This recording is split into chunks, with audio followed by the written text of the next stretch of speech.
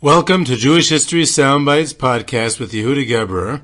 Immerse yourself in the rich tapestry of Jewish history as we explore fascinating tales and uncover hidden gems from our glorious past.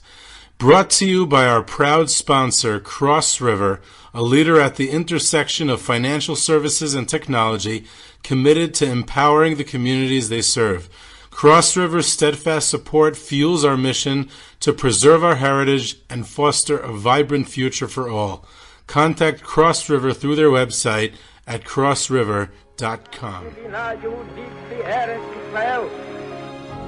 A date which will live in infamy.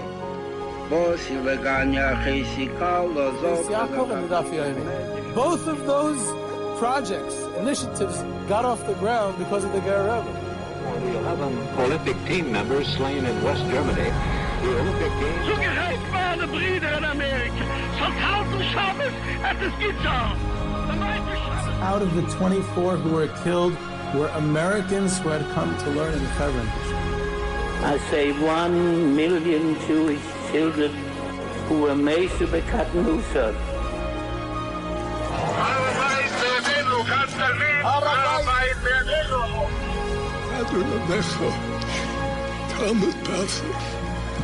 Whoever heard such beautiful words? It is never too little, it is never too late, and it is never enough. Jewish History Soundbites, bringing alive the world of our glorious past. Here is our host, live from Jerusalem, Jewish historian and tour guide Yehuda Geberer with Jewish History Soundbites, and this special episode is together with my dear friend and colleague Dovi Safier, who's with me together. We're going to have a conversation about the Cantonists and the Czarist military Jews in the 19th century, Russian Jews in the Czarist military. And before we get to today's topic, I'd like to recap the trip I was privileged to have with Dovi Safier and his shul just last week. And first of all, it's great to have you here, Dovi. And, what are your thoughts about our trip together? Well, thanks for having me, and thanks for joining us on another wonderful trip. Really, really enjoyed. I think the last time we did one of these trips for a shul was to Poland, and now this time we called it Ashkenaz. We went to, what was Ashkenaz, Germany and Western Poland, but the parts of Poland that really were once the German Empire, and it was really it surpassed expectations, both in terms of all the places we went to visit, emotion, excitement, camaraderie. And as usual, you added a ton with all of your knowledge. I think, is this your first time doing a trip that encompassed all these places? Yeah, definitely. I've been to most of them, choppy stuff here and there, but I've never done this route at all. And some of the places were entirely new. So it was really great that you and the group chose this. So it was exciting to be at some of these new places. And we started off the trip in Frankfurt, and we went to Mainz and Worms, where Rashi's shul, the Marami Rutenberg, and a lot of other Rabbeinu Gershom in Mainz. That place I've been to with quite a few groups before, so it's always great to go back. But then later on, we were in Hamburg and Berlin, which was completely new for me, and really full of Jewish history and Kivrei Tzadikim, and it was wild. It was a real Bergen-Belsen. We went to the concentration camp. I've been to many concentration camps, but I have never been to Bergen-Belsen before. So a lot of I would say most of the trip was new for me. And in other words, the history wasn't, but the journey itself. And it was really, really interesting. I think we need to have more groups go to these places. I think they're underrated. Just a place like Hamburg, for example, it's central to the Jewish map of history. We went to Rabbi Yonasan Eibeshitz's kever, and Rabbi Yaakov Emden, who his great adversary, how do you pronounce that? Adversary. And he's buried 2 kvarim next to him. Rabbi Rafal Hamburger, Rafal HaKayin Hamburger is buried there. Rabbi Yaakov Ettlinger, the Aruch Laner, Rabbi Mendel Frankfurter, all in one little Beis HaKvaris. It's like centuries of Jewish history right there. The great shul of Hamburg, where we went to the memorial, where it's soon going to be rebuilt. And there, Rabbi Yosef Karlbach, who was the famous chief rabbi of Hamburg, who was killed by the Nazis, was the rabbi in the shul there. It's just, just one of the places we went to, and how few groups go there, and how much of Jewish history there is to see there. Yeah, I mean, let's be totally honest. I mean, imagine you just turn on this podcast. You're not like a history nerd like us, right? I don't know, my mistake. And you stumbled upon these two guys talking about this amazing trip where they went to a bunch of cemeteries, concentration camps, and memorials. So, just think about it, as a normal person. But then again, we're not so normal. Right. And the people who tend to listen to this podcast tend to enjoy these kind of things. But sometimes I stop and I think, and I say, maybe we shouldn't talk about this in public. People might think I'm just a bit odd. But I guess we are talking about it in public, and thousands of people are listening. But yeah, it was amazing. Hamburg itself, I think Rabbi Bistritsky, who is the shliach there, and is a relative of yours, chief rabbi, and you could follow him on Twitter, by the way, if you can read German. Seems like he's active there, but really is an incredible person. I was amazed to see what he has going on there. He has a kahal.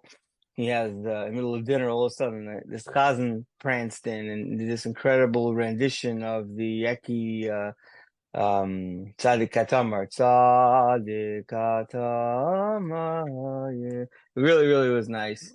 And my sounds like you could be a chazan too. In my dreams, yeah. My Rav is a Eki, and he especially enjoyed that. But he was extremely accommodating. We stayed around the corner from the Chabad house in a nice hotel there, and we had all of our meals and davening at Rabbi Bistritsky's beautiful. It's like a restored old, or in the midst of being restored, old mansion that once belonged to a Jew there, and you get just a feel for the history walking in there. So it's quite amazing, and going that midnight visit to the Beis HaKvaris, I think pretty much 90% of the group was ready to bury me in that Beis HaKvaris in the pouring rain and mud, and we went. And then after that, I didn't get enough. So somehow Rabbi Bistritsky connected us to the now chief rabbi of Lubbock, where the OG of Shlomo Carlebach is buried. The patriarch of the Carlebach family, is buried, and his original shul, one of the few in Germany that were not burnt down, on Kristallnacht. I think the only one in that part of Germany that survived Kristallnacht. And I think it was attached to an important factory. They didn't burn it down, but it was damaged. And the German government restored it. I think they gave them 7 million euros, and it's one of the most beautiful shuls I've ever seen. It's nicer than anything we have in America. And it's up there with nicest shuls I've seen, and it's restored in immaculate state. And there's a bit of a Carlebach museum, but this is the original Carlebach shul as they like to put it. But it's the acoustics there, it really brings you back. I think that was a 2:30 a.m. visit in the rain and the mud, and it really it felt more Polish than German. We felt like the student that we are. On that visit, right. But and it just happens to be that the Jews who live today in Hamburg and Lubbock are Russian Jews. So right. So they are at the end of the day. student. The end of the day, they didn't like us, but we did conquer. We conquered their communities. If you look at their it started. We could talk a little bit about Berlin and the rabbinical seminary and the Beis HaKvaris, which. The great Eli Slamowitz of ENS Tours managed to get us into the Adass Yisrael cemetery, which is very hard to get into. In Berlin. Apparently. In Berlin, yeah. The skipping ahead to Berlin and going to the caver of Ram Elio Kaplan. And he was the one who kind of broke the barrier, right? He brought over the ideas of, say, Slobodka. Right, and it's one of the closest Talmidim of the altar of Slobodka, and he he comes into, he succeeded Rabbi David Zvi Hoffman as the head of the rabbinical seminary in Berlin, the Hildesheimer seminary. So he's a bridge of sorts. All right. Then our friend Ben-Zion Klabansky writes, it's interesting how you look at it, but he says that what happened was initially World War I was a bridge that two communities together. We know about the German chaplains, Rabbi Kalbach included, right? That when the Germans controlled some of the cities in Lithuania and Poland, right? They came in and they really got to know the Eastern European Jews, and they saw Taka, they're not so bad. And then he writes about how yeshiva bachram, how German boys started going across to the Eastern European yeshivas, and once they saw that those yeshivas were not so different, than what they had in mind, the scholarship was there, quote unquote. Then they were okay, and they realized that what they needed. I guess there was also a lack of Frummer, the Hersheian brand, right? Only created so many rabbis. The Rabbiner seminar was not necessarily creating rabbanim of caliber that they needed, and they ended up bringing over Emilio Kaplan and then, of course, Yaakov Weinberg, right, to Berlin, and obviously Slabotka and Pels, let's say, of all the approaches, right, in Eastern Europe were the ones that probably fit the best, right, for the German Jews. But the irony is, and this is something that both of you and I have pursued, is that the supporter of the Muslim movement, right, the most important supporter of the Muslim movement was a Hamburg-born, but definitely Berlin Jew named Avadia Lachman, Emil Lachman, who's a kind of a mysterious character that we've been chasing his story, right. and was definitely, he was the one who supported Sabotka and Tells and Kahal and helped write the Svarim with Leshem and many other things. A fascinating person who really not much is known about him. And we hunted for his caver in the Adas Cemetery, which is kind of a disrepair. We did not find it, unfortunately, but we did get to go to some of the other coroners, David Zvi Hoffman, and Israel Hildesheimer himself, of course, Israel Hildesheimer, and it was really for me, it was surreal to go to some of these places, and I know that it's hard. My Polish grandfather, for him to think that I actually went touring in Germany, probably wouldn't have been very happy, but it brings us back to our past. And I do think trips like this, and going with your Rav, going with your shul, Rav especially, he brought a lot of lessons in that really, I feel like I came back a better person. Torah and Derech Eretz is something that definitely applies to all of us, especially people who working from Jews. Torah and Derech Eretz is an extremely important concept to remind yourselves of. Hirsch Torah is important, to go back to, and it was amazing. What was your personal highlight of the trip?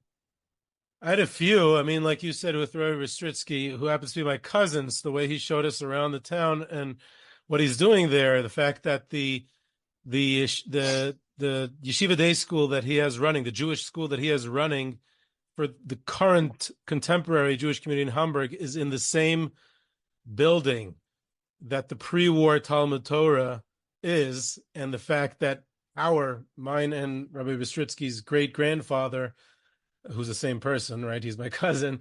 Our great-grandfather learned in that school, and now he's the rabbi of a community that kids are learning again in that school is wild. And that was one thing. But I think when we were in Berlin, and again, like we call the trip an Ashkenaz trip, so it shouldn't be called a Germany trip, God forbid.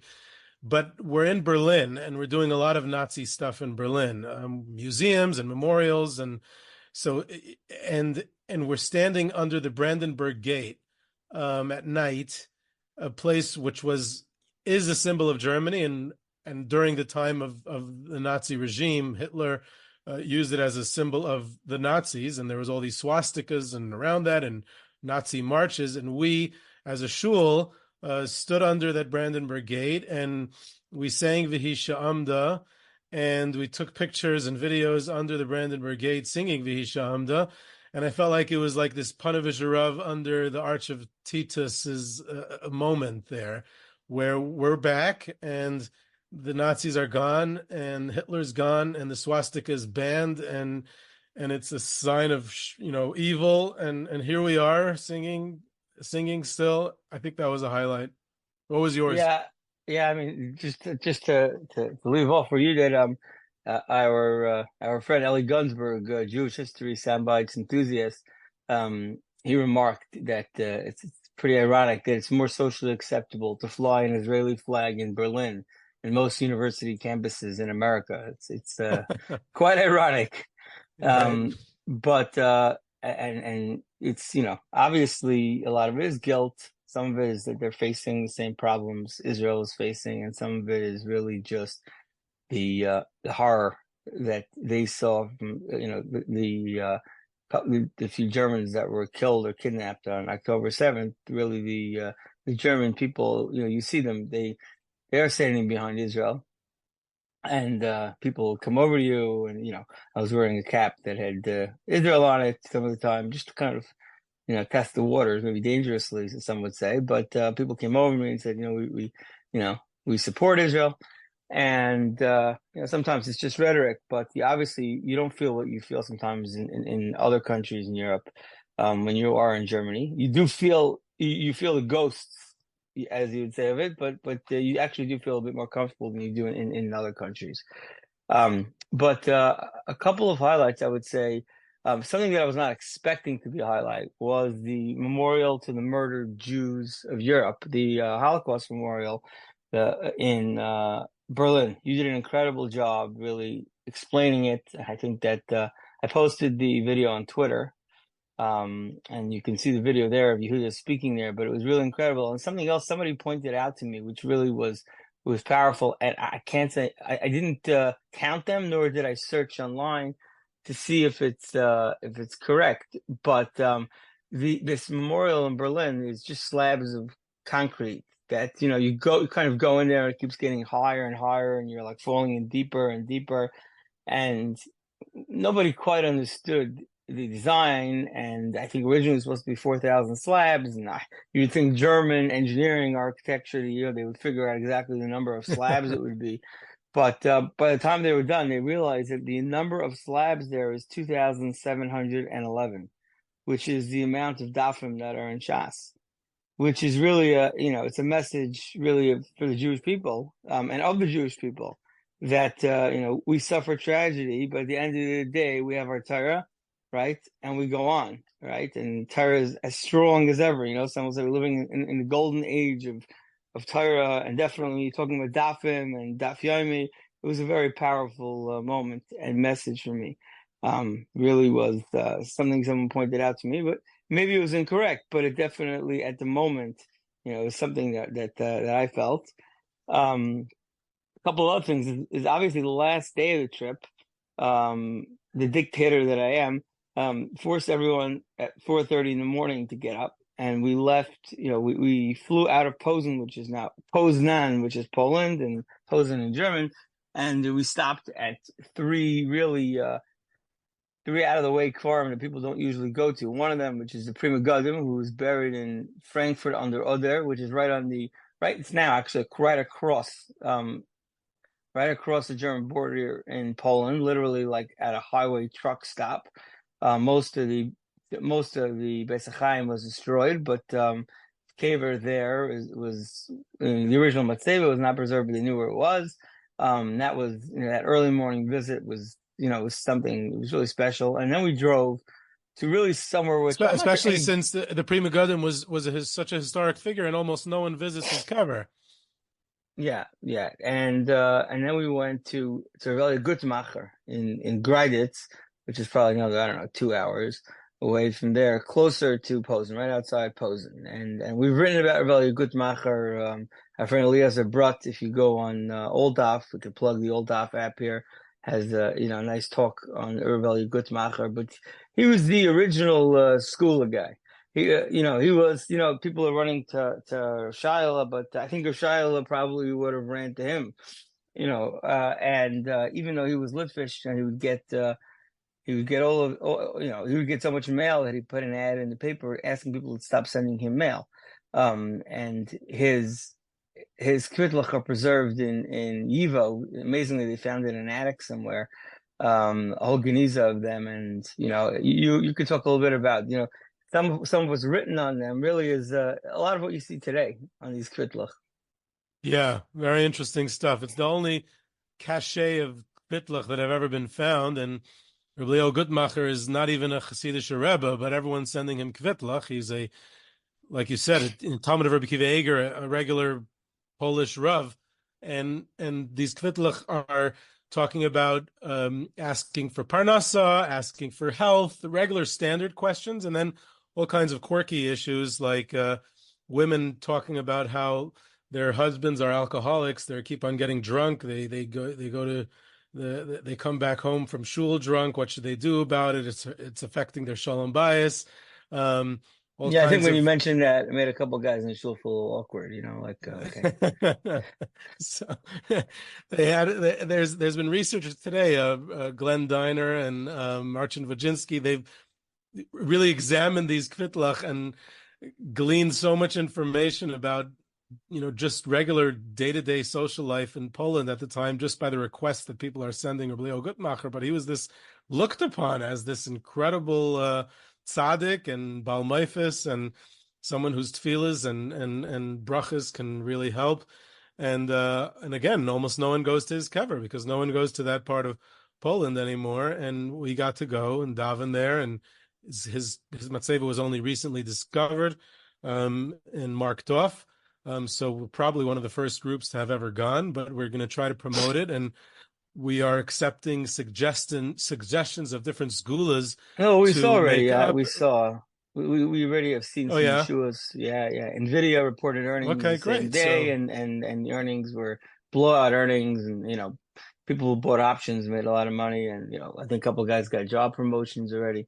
But it's the real deal. I mean, that was the. If you're looking for schools, don't look any further than the places where the rebbes of the 19th century went, right? Right. They themselves sent kvitlach to him. Went to. So I see that now that his kever is finally, all the hard work has been done to find it and identify it. I think that this is going to be the next hot spot. Lezhensk and Uman and obviously Czarist, and there's some other up and coming ones, but I think Graditz is next. So if you can afford, if you have $15 or $20 to buy real estate in Graditz, so you can put aside some of that money. Some really nice shacks that are available there, and it's like his cave is right in the center of town. They built the center of town around the cave, is what I would say. But I think the mayor came out to greet us early in the morning. They're having some kind of conference, right? 150 years after his patira. And they're very excited. We're the first group that showed up there, only because two nerds like ourselves, right, knew about it and thought had this idea to go there. And of course, finally going into Posen, into Rabbi Akiva Eger's kever, which is really special. And actually, the reason I think people don't go there is because the skula of Rabbi Akiva Eger is really, don't go to my kever, stay home and learn. And that's probably why people don't go there, because the kind of people that go to Rabbi Akiva Eger's kever, they stay back in Spanish and they learn. But I think, us, we're somewhere in the middle. We like to go to Quorum and we like to learn. So we went halfway. So, we could be like the Tzarachian of Rabbi Akiva Eger, Exactly. But it was really, really great. The way you spoke about Rabbi Akiva Eger, really on the way over there on the bus, it really kind of made it all come together. The Rav speaking about it, it was, I'll try and post a couple of these videos at some point, but it was really special. And Rabbi Akiva Eger obviously is buried right next to an amusement park with a Ferris wheel. I mean, that's what they've done to the cemetery there. They replaced it with some apartment complexes and a large Ferris wheel. And I think they, there's all kinds of conspiracies that we have regarding that Ferris wheel, who used to go on it and what it did to them. I don't remember exactly, what your main conspiracy was regarding that Ferris wheel. But well, we found out from Rabbi Gavriel Schuster, our good friend who attended the trip, that Rabbi Akiva Eger had 16 children. Who I didn't know that before, He showed us the Well, source yeah, for it. obviously, 16 children, and So all the one Aniklach really, probably were on the Ferris wheel. right, and Jenny Miller, she never made it back to her. Jenny Miller, the famous, one of the most famous the descendants of Akiva Eger, never made it back to her homeland. Her mother her family came from those parts. Her father as well, both came from the Posen area, obviously. And we still haven't figured out which child of Akiva Eger she comes from. Obviously, everyone who's listening to this knows who Jenny Miller is by now, so we don't really have to go. We sure hope so, yeah. Yeah, we sure hope so, obviously. And in case you're asking when the book is coming out, your guess is as good as mine. Obviously, it's, very much the project, the research phase is taking longer than expected, but also because, more discoveries come about during this phase. So I think, it's coming. And I think we can say also we're working on something else that we're going to publish, hopefully, within the next few months, I hope. Hopefully, yeah. There's going to be more coming. More coming. But the going to Akiva Eger's cave, you saw everyone's faces. You saw all of a sudden it became really, really serious, and people really understood where we were standing. And because everyone connected to that. Everyone connects to Rabbi Akiva Eger through their yeshiva days and everything. Yeah. I think the other moment which we didn't discuss is really the first stop on our trip of Hirsch's caver. Which also was, the Yekis, and people tend to mock the whole, the Yekis because the whole movement is, so to speak, dying out. But the Rav explained to us that it's, that sure, the community in Washington Heights is dying, it may be dying out, and I know we might get flack for saying the whole movement is dying out, but really it's not, because we are all, for many of us, are living, in the shadows of Torah and Derech Eretz because of the way we live our lives in America. Yeah, 100%. I think Rav Hirsch's impact is only growing, even if it's subconsciously. Some people may not even be aware. And it's very interesting because a month ago or so, we had on this podcast an episode about the legacy of Rav Hirsch that is related to what I guide in Frankfurt by Rav Hirsch's kever and his community. And I got a very long and detailed email from someone who is apparently, I don't know who he is, but he's apparently a very big expert in Rav Hirsch's writings. And he basically was complaining to me that that in the hashkafa of Rav Hirsch, it's not the exact ideology and hashkafa of Torah Derech Eretz as is explained in his writings. And he went on a whole thing, and I basically tried to get it through to him. And finally I said very respectfully, after a flurry of correspondence, I said, this is a history podcast, and we're talking about historical impact, especially a social history podcast, which I try to make it. And it's not about hashkafa or ideology, and it's not about the text of the exact literal reading of Rav Hirsch's ideology. It's more about a wider social impact, and that's undeniable. And even if no one is adhering to the letter of the law of Rav Hirsch's collected writings or his exact parameters of what he said about Torah Derech Eretz, that's not the point. The point is that he was the ultimate visionary of how Jews confront the challenges of the modern era. How do we integrate a Torah life with modern society? And to a large extent, we're very much living that way. And I think that's completely justified in saying so. And standing in front of his kever and speaking about him and his community and his legacy, I think that we all very much connected to that idea. Yeah. Okay. But definitely, this is a trip that's highly suggested. It's let's say if you've already done the Poland, the regular Poland route, this is the part 2, which you could do, and definitely very much suggested. Yeah, I hope we have more trips like that. So now we can move into today's topic, which is related to the many of the episodes that we're doing on the Jews in the Russian Empire in the 19th century under the Tsars.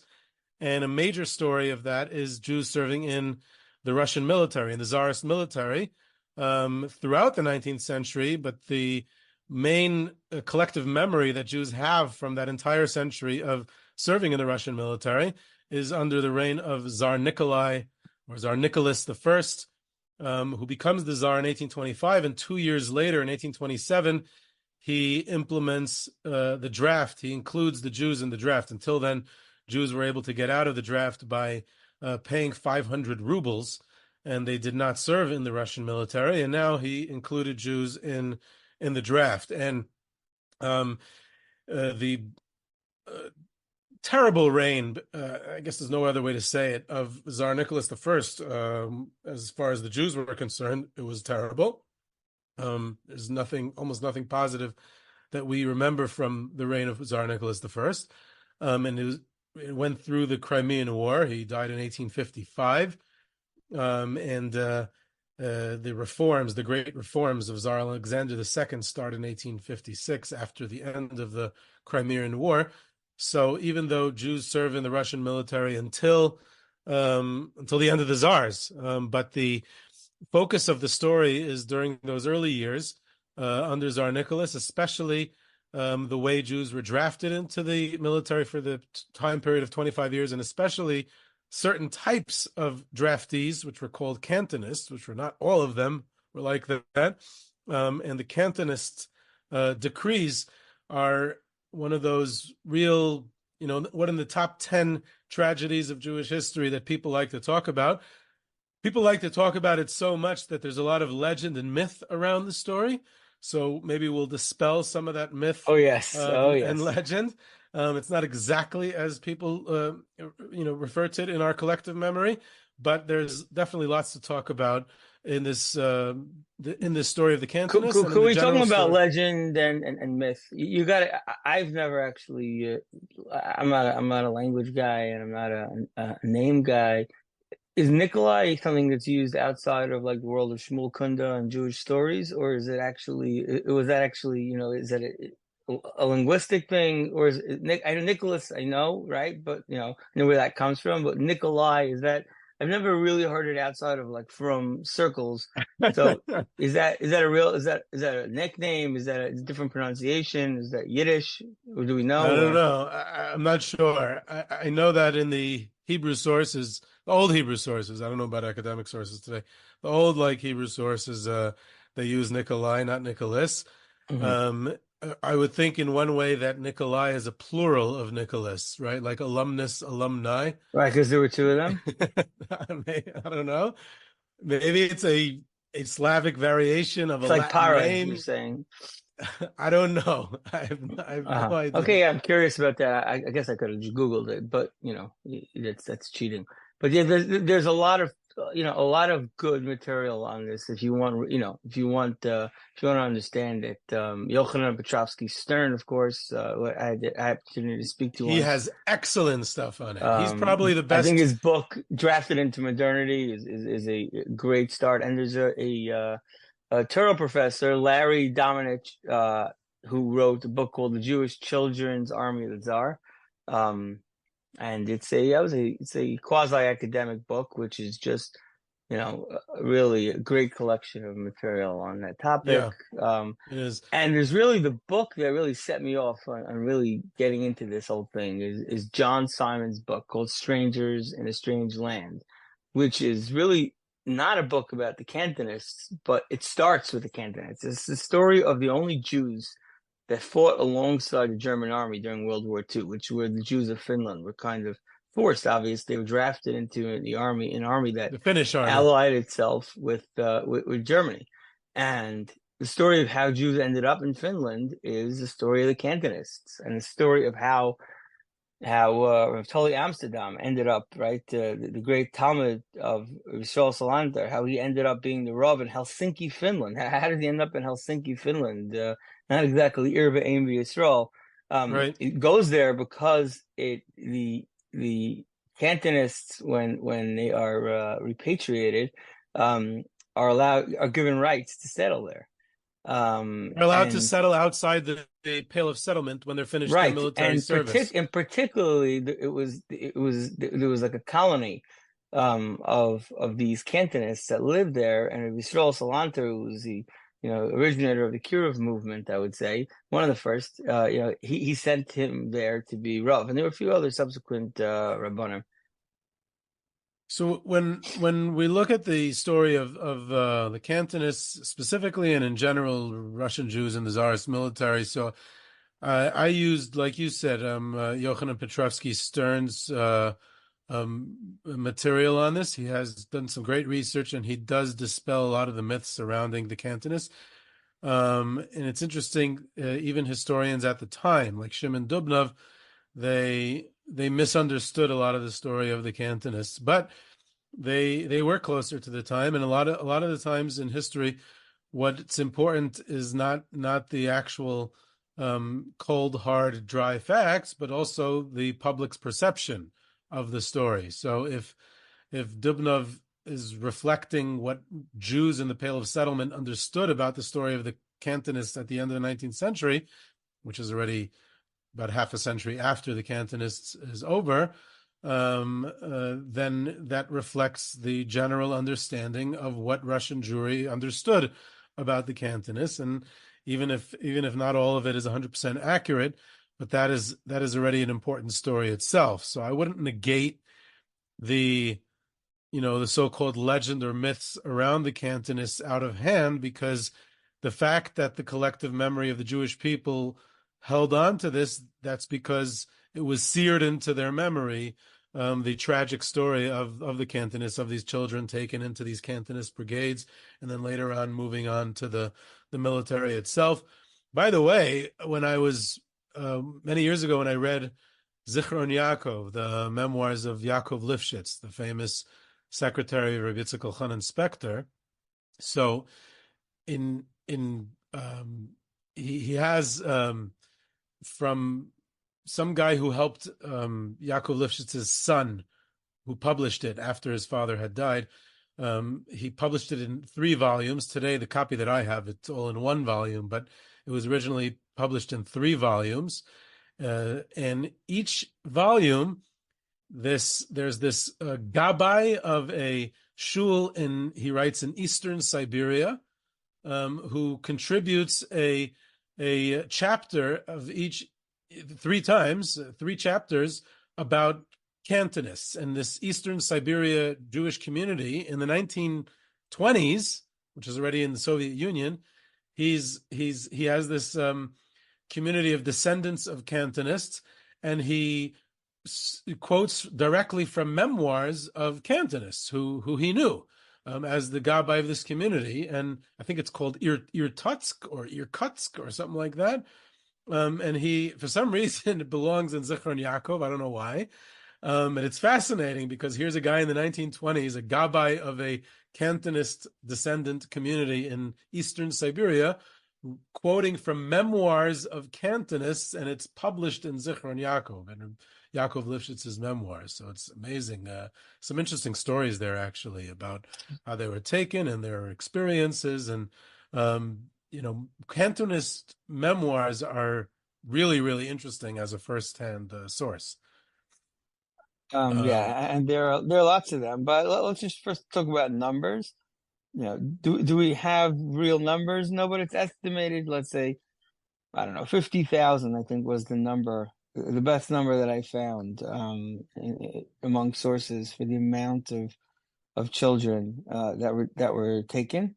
Right. I don't know what that's based on, whether it's archival records or what, but each of these children, the torture, that the families went through, and the pain, it was just like, it's there obviously is the aspect of them losing their children and all of what the Tsar did, but I think that what really, really made it so bad is really the, what were called the chappers, right? Where how eventually the Tsarist authorities realized that, military realized that they weren't going to be able to accomplish this themselves, right? So they basically put it on the communities and said, hey, you have to provide us with X amount of conscripts.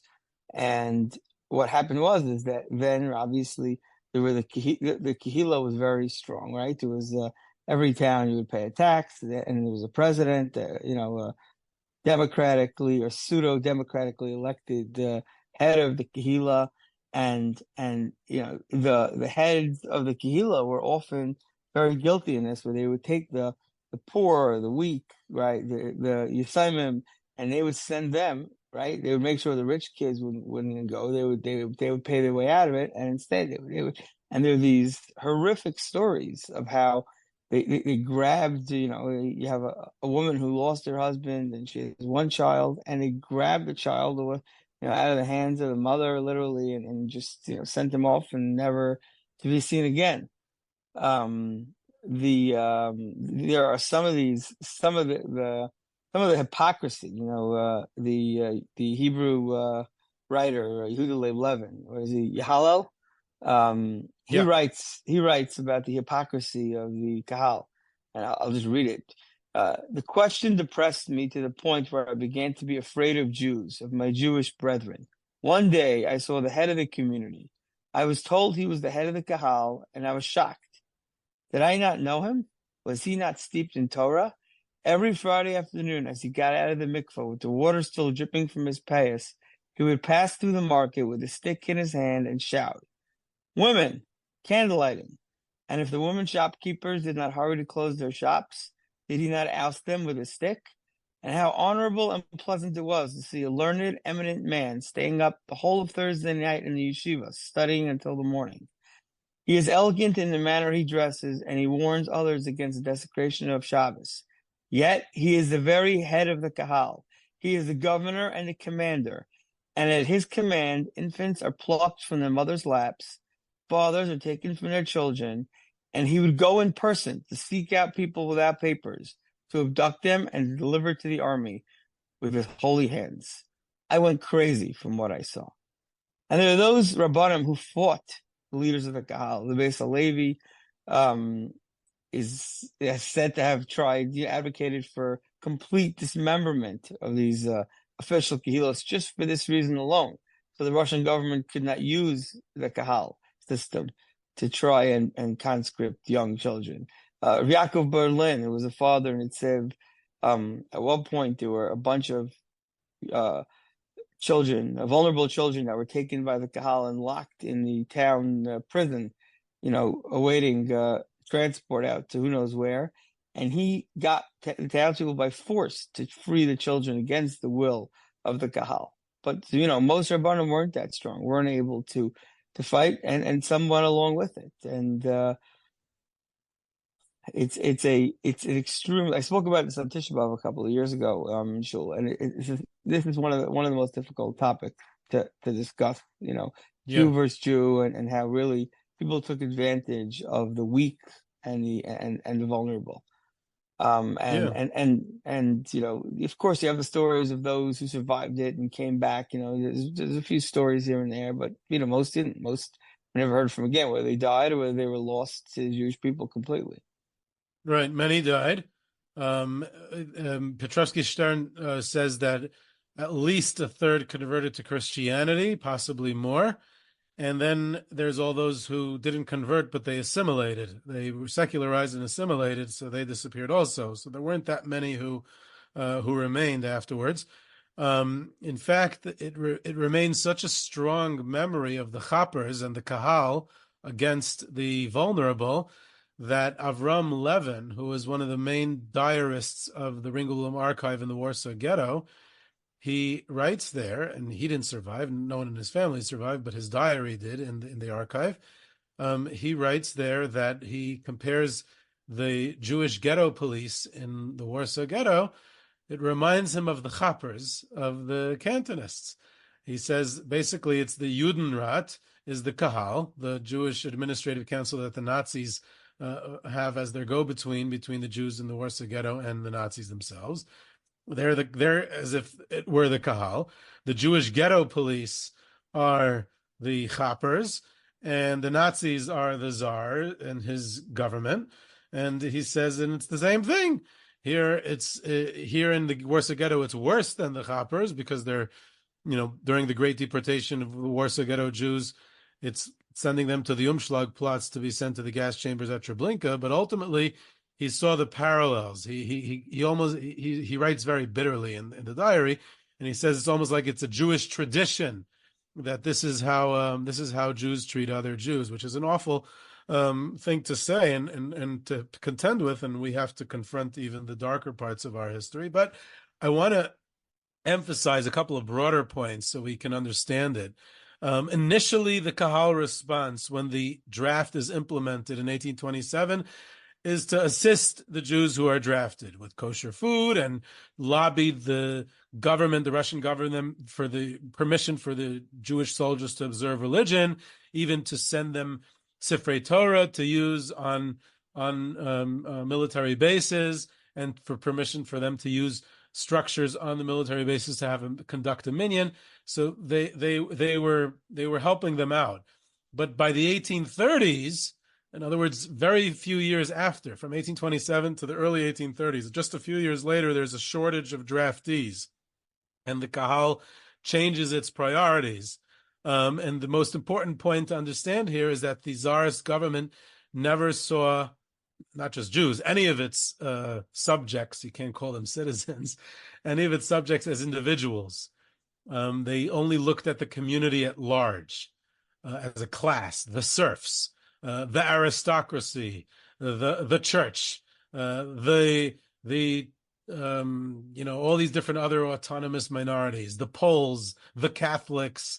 So it's the Jews, and they don't see Yankel and Beryl and Shimon. They see it as the Jewish community. So the Jewish community as an entity, as an autonomous entity, is informed that they're being drafted, and they're going to be taken 4 Jews for every 1,000 people, 4 Jewish draftees for every 1,000, which is equal to the rest of the population. So there was no a specific Jewish discrimination at first. Sometimes more. Later on, there was actually double taken from Jews and stuff like that. That was later on, in the 1840s, 50s. But the point is that Ruvain never got a draft notice in the mail. The kahal was informed that they have to supply this number of Jews. So, and the kahal was going to be punished and taken to account by the Tsarist police if they didn't supply this number. And the Tsarist government couldn't care less who those people were as long as a number of draftees was supplied. Therefore, they saw themselves in between a rock and a hard place. I'm not justifying it. It's still a tragedy, but that's the background. You have to understand that it wasn't an individual who received a notice from the state that they're drafted. It's that the kahal was told that they have to supply the draft.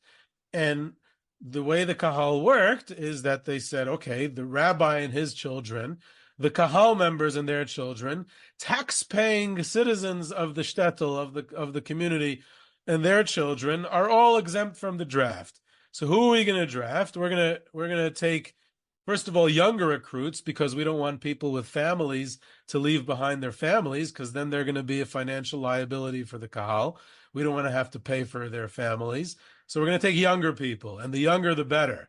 So that's where we get to the Cantonists in a minute. But they also take people who are unemployed. They take people who are non-taxpayers. They take the orphans, the poor. They take criminals. They say that's a good way to get rid of Jewish criminals. Someone who's caught as a thief in the kehila, in the shtetl. So they say, okay, let's bounce him off for the draft. Anyone who causes problems in the community, I don't know, he just recently instigated a machlekes in shul, so let's get rid of him. Let's send him off to be drafted. So it was a way to anyone who they wanted to get rid of, or anyone who was considered a lower member of society. So they sent them off. The kahal members and the wealthy and the rabbi's children, anyone who was well connected, were never drafted. People paid off the kahal not to draft their kids. Now, this strengthened the kahal, but it also increased a lot of resentment. And when the orphans and the poor tried to hide, that's when they needed to hire the chappers. Now, Petrovsky-Stern says that only happened during the Crimean War. He says that the whole period of the chappers was only for about 4 or 5 years during the Crimean War. I don't know if all historians agree with that. I think most say I think that some of them have, the chappers, the hired hooligans, kidnappers. Right. These hooligans that would go into grab these kids, it wasn't that different. If anything, it was, okay, we don't want our hands dirty, so we're not doing it ourselves. But it was done. But I mean, the point is that the kahal hired Jewish chappers, kidnappers who were on the payroll of the kahal. In other words, kahal tax money, the community tax money, funded Jewish kidnappers to kidnap Jewish children for the kahal to supply to contrast that. Yeah. Today we have Hasala, Shaimerim, and Chaverim, and then they had chappers, and obviously the world they lived in was quite different. But it's just, you know, but you know, there were some heroes here.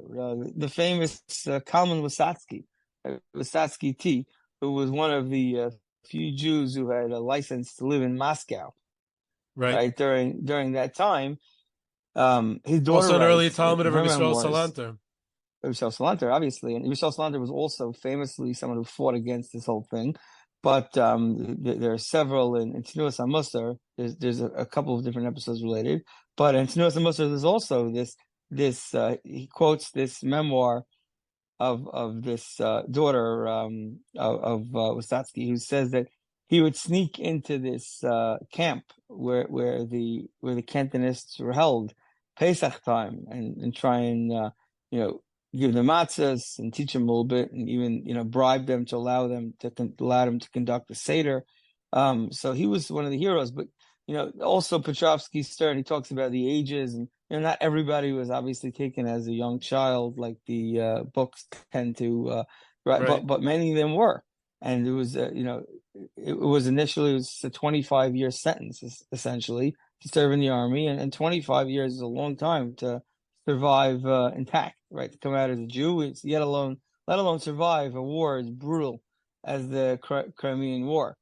But the totality of the Cantonist era began 1826, 1827. Right. So, lasted for what, half a century? Less. By 1856, it was over. By the end of the Crimean War and Czar Nicholas's death, so it lasted 30 years. Less than 30 years. It ended, but ended in waves. So meaning not all of them were somebody who had been conscripted. Wasn't necessary. Stayed. So it essentially lasted about a half a century if you're talking about it in those terms. But there was so much pain associated with it that there's almost no. There's almost nothing that was written from that time. No memoir that written by a simple person or somebody involved that does not mention, the stories, the fear that anybody lived with. The famed Blumka's Klois in Minsk, where later you have Rav Cutler and Yaakov Kamenetsky who are studying, and there's a book there. There's a book from someone who studied there. I forgot his name, but he ended up in San Antonio, Texas. Could try and link it in the show notes. And he writes in there and learning in the shul there. And they figured that it's an easy place to chat people is they would sleep like in the Ezras Nashim. They just went in there and they grabbed a whole bunch of them, and like literally the war that occurred between them and these chappers. Cheskel Kotik, right? The Enikler of Chaim Volozhiner, the Chassidish of Chaim Volozhiner, in his book, which is translated by David Asaf into English, it has a lot about it. The great memoirs of that era, Pauline Wengeroff, which is a must-read, Memoirs of a Grandmother. That one also talks about it. But I think that it's hard for us to imagine, Jew versus Jew, in such a way, and how painful and how there's divided Jewish people more than at the time. There's one story which is, I don't know if it's legend, I don't know if it's a true story or not, which talks about a shul where they were dancing hakafas on Simchas Torah, and all of a sudden, a muscular man, like in a military uniform, an older man, a middle-aged man, walks in, and he starts dancing with all kinds of fervor, and they realize that he's a Jew, and they get excited, they're dancing with him, and they hand him a Sefer Torah for the hakafa, and all of a sudden he rips his shirt off, and everyone gets really, really uncomfortable. He's wearing his talis, and he's wearing no shirt, and he's holding the Sefer Torah. And they run over the Rav and they say, you got to do something. You have to do something. And then they look closer and they see this man is covered in scars, his entire body. And the Rav calls him aside and says, who are you? What's your story? And he explains. And he says, I want you to know that many years ago, as a young boy, I was taken away from my parents. I remember till this day, my mother screaming, always remember that you're a Yid. Always remember that you're a Jew. And he said, I remembered I was a Jew, but I wasn't able to keep the Torah. I wasn't able to do any mitzvahs. I didn't keep a single Shabbos. I never once was able to put on tefillin. He says, but look at the scars on my back. I went to Sefer Torah to see. He says, these are the evidence of the beatings I had to endure. They tried to force me to eat, pray for meat, and I didn't give in. He says, they whipped me, they tortured me, but I refused to eat anything that wasn't kosher. That's why I'm holding the Torah against my body, because I want to show, I want to show Hashem, I want to show everybody, because this is what I did for the Torah. Amazing. On that note, I want to also make a distinction between some things that we tend to mix together is the Jews drafted into the military and the Cantonists. Cantonists later served in the military, but they're really two different things. There was the general draft, and many Jews were drafted straight into the military and served for 25 years. That took place under Czar Nicholas I. That was not very different than the rest of the subjects of Nicholas in the Russian Empire, that they were drafted into the Russian military for 25 years.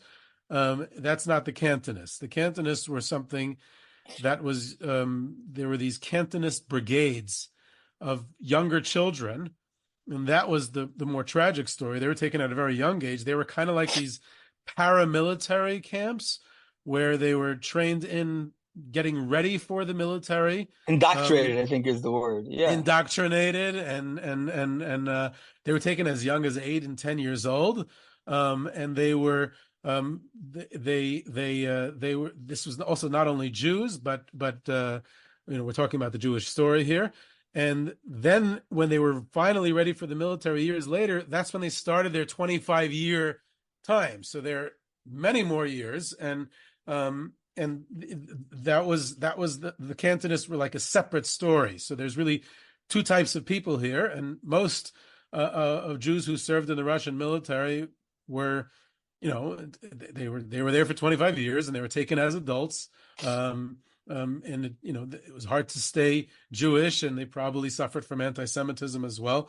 That's a different story. The Cantonists are the ones taken as children to these paramilitary camps, brigades, whatever they're called, and very often here's one of the other questions is, was the goal of taking these children that young to have them convert to Christianity or not? And it was very often understood that that was the purpose of them taken to the Cantonists as Cantonists, was to forcibly convert them to Christianity, or to get them all to convert to Christianity.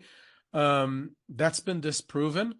Tsar Nicholas himself definitely wanted that. In fact, he as a deeply religious person and the head of the Russian Orthodox Church, he encouraged it. He even visited Cantonist camps sometimes to try to see how the missionizing is going and try to see how the conversion to Christianity process is going. It's one of the few things that he was directly involved in. Amazingly enough, he loved it. He was very involved in it. But at the same time, it was a very time-consuming and economically not feasible task of converting the Jews to Christianity by getting these Cantonists to convert. In other words, you're dealing with very small numbers and getting through the bureaucratic process of converting them and convincing them and forcing them. It was a very ineffective means. None of the officers in these camps really tried to do it that hard. Despite that, like we said before, at least a third did convert to the Russian Orthodox Church of the Cantonists, possibly even more. Many in the Russian military itself, not just in the Cantonists. Many others assimilated, secularized. Some of them did retain their Jewish identity. But what it was seen as the military was seen as a means of integration, Russification. That was the initial goal of Tsar Nicholas drafting them in the first place. I have to take another step back, really, was that Jews throughout European history in the Middle Ages were never drafted into any militaries. In the late 18th and early 19th centuries, with the French Revolution and the beginnings of emancipation, the winds of change of the modern era, so countries like Austria, Prussia, France, Italy, other countries, they started drafting Jews into the military as a mechanism of emancipation and integration into society. Tsar Nicholas saw things differently. He also wanted the military draft, but the goal wasn't emancipation. In other words, other European countries like Austria, for instance, or France, they saw the military draft as part of this package of Jews are now going to become part of society. We're emancipating the Jews, so they have obligations to the state and they get equal rights. They're getting all these rights that the state is required to give them because now we're treating them equally. So privileges, obligations and privileges. And therefore, the military draft is seen as part of this package, and it's seen sometimes as the ultimate expression of integration. Like here, all citizens are serving their country and being part of the story of defending the fatherland or the homeland, whereas Tsar Nicholas sees the military draft as my subjects have to serve in my military, and the goal is not emancipation. The goal is drafting them into the military to transform them from the Jews are a problematic population, and I need to transform them into a productive and useful population, and therefore the military is a good mechanism for that. So the whole view of the draft is very different in Russia, but at the same time, it's kind of serving the same goal as far as the Russian government is concerned. It's to try to integrate the Jews into Russian society. And they can no longer be outside. They can no longer pay the 500 rubles to stay out of the draft. They're now part of it. They now have to part of it. And when the initial draft is announced, so it's seen as a tragedy, and the Russian Jews saw it as a tragedy. We have all kinds of records of communities calling a day of fasting and a day of prayer to annul the evil decree, and all kinds of Hasidic tzaddikim, trying to, daven and make like all kinds of let's improve ourselves, let's do tshuva to get rid of this evil decree of the draft, and of course all the time tested traditions of bribing officials to not implement the draft and all that, and none of it worked. The draft was implemented by force. From the first time I started reading about this, I still have nightmares from some of the stories that I read about this era. In Larry Dominich's book, he brings out this with a story. I don't have the source here for it, but it's a paragraph. I'll read it. An elderly blind man lived with his 10-year-old son. In his younger years, the old man had been the cantor and emissary of the town, until he had contracted an eye disease and can no longer perform the functions of his job. He begged for bread to feed his family, with his young son guiding him from town to town. As they walked through the forest one winter day, choppers abducted his son. Alone and lost in the forest, the blind cantor screamed for help until he lost his voice. But nobody heard the old man's cries. The next day, the cantor was found dead, frozen to death in the forest. And you think about the Rishas, right? The absolute horrible things that these people did. And there were those who fought back. Obviously, there were in some of these communities, not necessarily the hard choppers, but the people in town that were mastered, right, and gave people away. They made them disappear, so to speak. I don't know. The episode with the Ridgener was not. I don't know if it was related to the choppers, right, or the Cantonists. No, I don't remember. I don't think so. Yeah. No, but the whole story of him allegedly, right? Them drowning a couple of people in town that were giving away people to the authorities. But just to think about, in today's day and age, how things like this actually happen and had largely been forgotten. all of our kids, they know about the Cantonists, but they don't know about the Chappers, and it's an easy thing to forget. But I think it's an important thing not to forget, to remember how low humanity can go, even the Jewish people, and how important it is, for us to care about our brethren, especially, right, the Yisraelim and those who are the most vulnerable. Downtrodden. Yeah, the most vulnerable people, and this is exactly the opposite. Right, the scars remain, and very often we have a recurring theme in Russian Jewish history under the Tsars is that you couldn't vent your anger out on the Tsars. He was too powerful and too strong of an enemy. And what we often did was instead vent it out on the closer one, which was the locals, the Jews, and unfortunately the scars remain.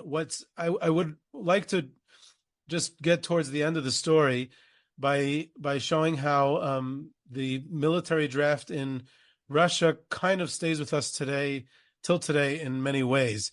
Because if we move beyond the Cantonists and beyond Tsar Nicholas and to the great reforms of Czar Alexander II, starting in 1856, one of his reforms is the military draft. He stops the Cantonists, he stops the 25-year sentence, and now it's a regular draft. I think you're for 8 years or something, or 12 years. I forgot what it was. It was relatively shorter. And it's equal, Jews and non-Jews. And now there's this struggle as Jews in Russia are confronting modernity. There are many Jews who say, oh, this is our ticket to Russian society. We'll proudly serve the Tsar. This Tsar is much better for us. Like you said, it goes back and forth, right? And now this is a means of integration. If I'm a veteran of the military, I'm allowed to live outside of the Pale. I don't have to be stuck inside of the Pale of settlement. And I'm serving the military. And anti-Semites in Russia are accusing the Jews of being draft dodgers, and the Jews are saying, no, we're loyal, we're patriotic, we do serve in the military. And even the Chavetz Chaim, who's the leader of traditional Jewry, he's out there for the soldiers. He writes a revolutionary sefer, Machane Yisrael, which is to serve the needs of the Russian Jewish soldier. So he doesn't abandon them. He's there for them, and he shows them how to live as a Jew and preserve their Jewish identity, despite their being in the Russian Jewish, the Russian Czarist army, and the Russian military becomes as the century wears on, and as things get worse for Russian Jews towards the end of the 19th century. The military is one of those places where the reactionary era of post-1881, it becomes worse and worse. In fact, there's almost a reversal of tactic.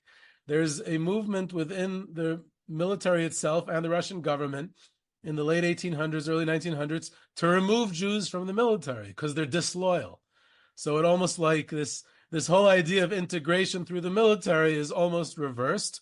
But the 90 years of Tsarist military played a significant role in Russian Jewish consciousness, and it leads what I think would be to several post-Tsarist phenomena, and that's the best way to summarize this. I would mention three things that I could think of. Number one, in the Soviet Union, the early years of the Soviet Union, the 1920s and 30s and 40s, the Red Army is dominated by Jews in senior officer positions. It's almost like Jews were like waiting to serve in the army, right? And waiting to be in a non-Tsarist, non-anti-Semitic military. And as soon as they're given the opportunity, they fly to the top. And it's a fascinating thing that Soviet Jews are running to the Red Army. They're becoming senior officers in the Air Force and the Navy, everywhere in the early years of the Soviet Union, even during World War II, because it's this all these years of being suppressed inside the Tsarist military. That's number one. Number two is Jewish paramilitary defense groups in Poland in the interwar period. And in Palestine, the Haganah, and later on in the state of Israel, is dominated by Russian Jews. The officer corps of the Palmach and the Haganah and the early years of Tzahal, of the IDF, is dominated by Russian Jews because it's, we're going to do what the Tsar didn't let us do. We're going to become officers. We're going to have a military. We're going to fight. And that is this this reaction to looking at the military as a means of getting out, and the Tsar suppressing it because he wants to use using it to suppress them. And number three, and this is the final point, is the military as a mechanism of integration and belonging and responsibility, of sharing responsibility, that this is not just privileges in a society, but you have responsibilities in society. And if you want to reap the benefits of society, you have to serve in the military, which was the whole idea of Czarist Russia. You get out of the pale and you get the privileges of society if you join the military. That is still currently the belief and a point of contention in the modern state of Israel. The prism to see the secular religious divide over the Israeli military draft in 2024 is the Czarist Russian military draft in the 19th century. That's my personal opinion, because it's this... Yeah, and also the when I would say the early years of the state, when the battles over religion were basically fought via the military, whether it was the drafting of girls and right, Shevet Lumi and all that. That literally was the dividing line, I think. And that was a definitely in the holdover from early that years time of the state. It's a hot button topic again. It crops up from time to time as a major one. Sometimes it's during times of peace it's less contentious, but thankfully this is not a political podcast. This is headlines, and here are like 19 episodes on this, and hear everyone's opinion. I think maybe even yours. But definitely true that this all it runs along the same lines. And Havdil Evil Avdalos, obviously, and nobody should ever be compared, to the Tsarist regimes. Right, obviously, I'm not comparing. I'm just saying the historical precedent for it. Yeah, and it's really it's among the most painful topics, and we could do a few hours probably had I prepared, and probably could have gone a lot longer here. But I'm sure you can go all day on this, and one time we will do another part of this and go through a little bit more. But fascinating, and thanks again for an amazing trip. Thanks for having me on once again. Thank you for coming on. Thank you for the trip. This was a great discussion, and we should do it again. This is Yehudi Geber with Jewish History Soundbites. Let's figure out what we're writing for Pesach, actually, because we're getting pretty close. That too. So again, you could subscribe to Jewish History Soundbites on your favorite podcast platform, and I hope